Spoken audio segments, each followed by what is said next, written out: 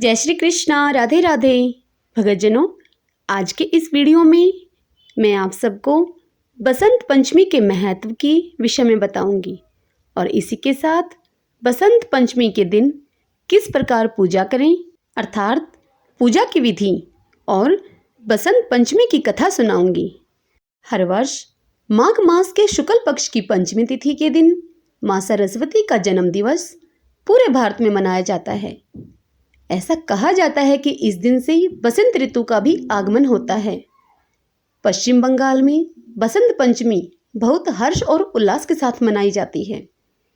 विद्या और ज्ञान की देवी माँ सरस्वती को प्रसन्न करने के लिए लोग इस दिन पीले वस्त्र धारण करते हैं और माँ सरस्वती को पीले मिष्ठान, फूल और वस्त्र आदि अर्पित करते हैं।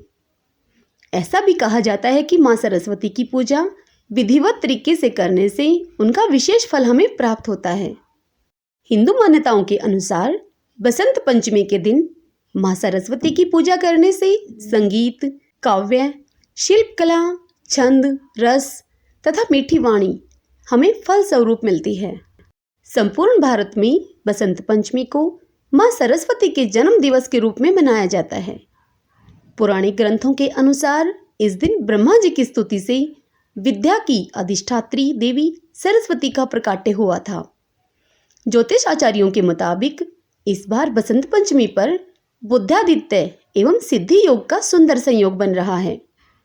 इस दौरान किसी शुभ कार्य की शुरुआत करना विशेष लाभकारी होता है तथा ऋतुओं के इस संधि काल में ज्ञान और विज्ञान दोनों का वरदान प्राप्त किया जा सकता है। बसंत पंचमी से ऋतुराज वसंत का भी आगमन होता है। इस दिन से सरसों के खेत खिलखिला उठते हैं और पूरी धरती पीले रंग से रंगमय हो उठती है।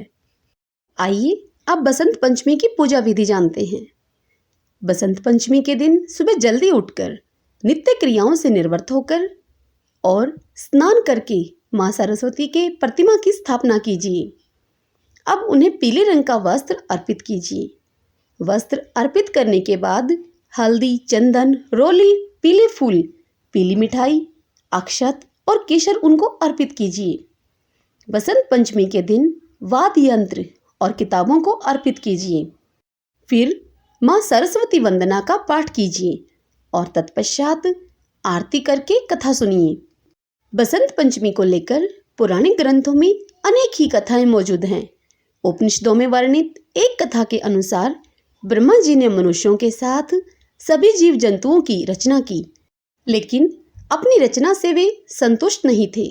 इस समस्या के निवारण के लिए ब्रह्मा जी ने संकल्प स्वरूप अपने कमंडल में से जल छिड़ककर श्री हरि भगवान विष्णु की स्तुति की।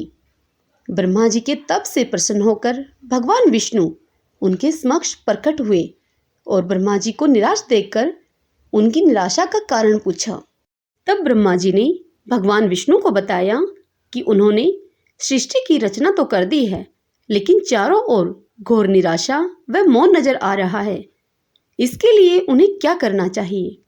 ब्रह्मा जी की सब बात सुनकर भगवान विष्णु ने इस समस्या के निवारण के लिए माँ भगवती का आह्वान किया। माँ भगवती तुरंत ही भगवान विष्णु के सामने प्रकट हुई। तब ब्रह्मा जी ने उन्हें इस संकट को दूर करने के लिए उनसे निवेदन किया। देवी देवताओं को इस प्रकार चिंतित देख आदिशक्ति माँ भगवती के तेज से वीणा वादिनी माँ सरस्वती का जन्म हुआ। माँ भगवती के शरीर से प्रकट होते ही माँ सरस्वती ने वीणा का मधुर गान किया, जिससे संसार के समस्त जीव जंतुओं को वाणी प्राप्त हुई और चारों तरफ अब चहल पहल हो गया। धार्मिक ग्रंथों में कहा जाता है कि तब से ही इस दिन को बसंत पंचमी के रूप में मनाया जाने लगा। सब बोली सरस्वती मात की जय।